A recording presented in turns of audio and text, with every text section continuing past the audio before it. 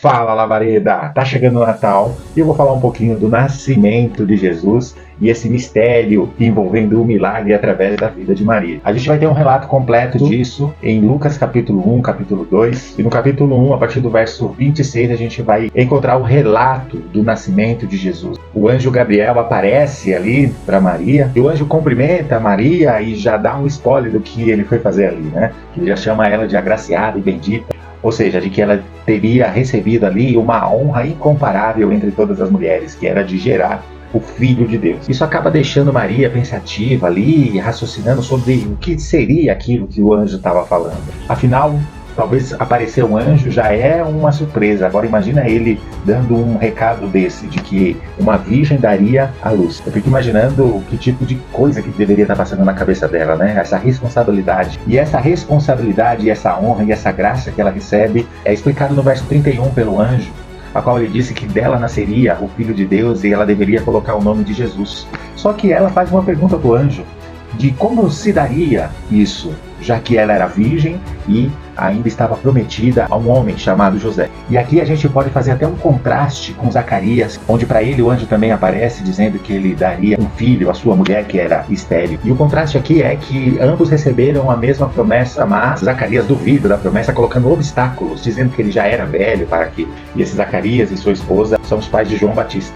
E no caso de Maria, a gente vê que ela, com a sua própria pergunta, ela já declara que ela tem certeza que isso vai acontecer. Então ela vai falar, como que isso vai acontecer? E o mais interessante é que no verso 35 o anjo responde a Maria e explicando como seria esse processo. Descerá sobre ti o Espírito Santo e a sombra do Altíssimo te cobrirá com a sua virtude. É interessante essa fala do anjo, porque até esse momento ele está liberando uma profecia que já havia sido prometida anteriormente. É uma palavra que já tinha sido liberada. E esse é o mistério de Deus. Em João capítulo 1, verso 14, diz que o Verbo encarnou, ou seja, essa palavra que já existia, não só na profecia, mas a gente vai ver já, um pouco mais adiante, onde que ele já existia. E esse verbo que já existia é o mesmo verbo a qual todas as coisas foram criadas. Ele já existia desde o princípio. E o Espírito Santo desce sobre Maria para gerar esse verbo. E você sabe onde a gente vai encontrar algo semelhante a isso? Em Gênesis capítulo 1, no verso 1 diz, no princípio Deus criou, ou seja, não existia nada e tudo passou a existir a partir da palavra, a partir do verbo, criou. E aqui vem uma curiosidade no hebraico, que essa palavra criou é pronunciada bara. Essa palavra é um verbo que aparece quando Deus unicamente age. E aí no verso 2 do capítulo 1 de Gênesis a gente vê o Espírito pairando sobre a terra sem forma e vazia, para gerar algo a partir da palavra naquele ambiente que era vazio. E a ideia do Espírito Santo pairando sobre a terra é como uma incubadora. E a gente vê isso se repetindo sobre a vida de Maria, o Espírito Santo descendo sobre ela, incubando aquela promessa, aquela palavra, o verbo. No verso 3 do capítulo 1 de Gênesis a gente vai ver Deus disse, haja e ouve. Ou seja, então a gente está vendo ali o poder do Altíssimo, o Espírito Santo sobre o vazio e o verbo fazendo com que as coisas aconteçam. Então a gente está vendo ali o Espírito Santo incubando o vazio, mas a palavra sendo liberada pelo Altíssimo, gerando todas as coisas. Então quando a gente olha para o nascimento de Jesus, a gente vê o verbo que já existia desde o princípio sendo gerado no ventre de Maria. E o Espírito Santo incubando aquela palavra, descendo sobre ela. E é interessante que a gente vai ver isso acontecer mais uma vez. Não só na criação e não só através da vida de Maria, mas no homem. Por causa do pecado, todos nós estávamos mortos e destituídos da glória de Deus. Mas Efésios capítulo 2 vai falar que a gente foi ressuscitado juntamente com Cristo.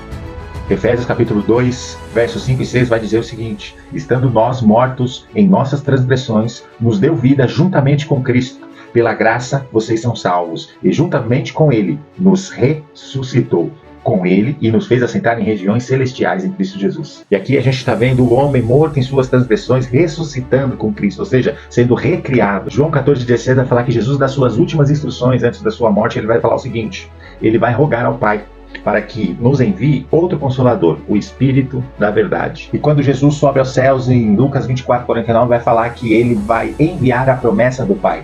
e vai nos revestir de poder. Em Atos capítulo 2 a gente vai ver o Espírito Santo descendo no Pentecoste e pousando sobre a cabeça de cada um como línguas de fogo. Em Tito capítulo 3, verso 5 vai falar que Deus nos salvou pelo lavar regenerador e renovador do Espírito Santo que Ele derramou sobre nós. Então aqui a gente está vendo que o homem está sendo recriado em Cristo e o Espírito Santo pousando sobre ele novamente, incubando o homem, mas tudo isso para um propósito. 1 Coríntios capítulo 12, verso 7 vai falar o seguinte: mas a manifestação do Espírito é dada a cada um para o que for útil.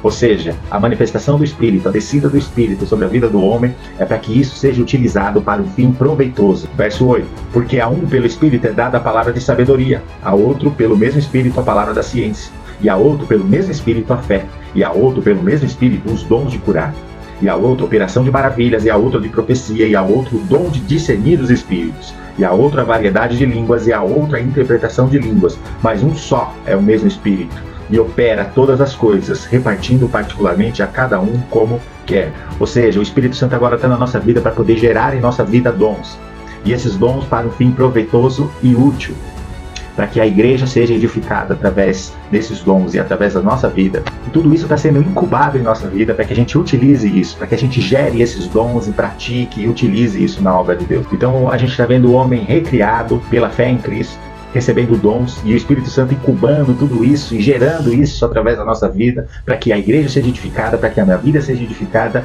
e que Deus seja glorificado nisso.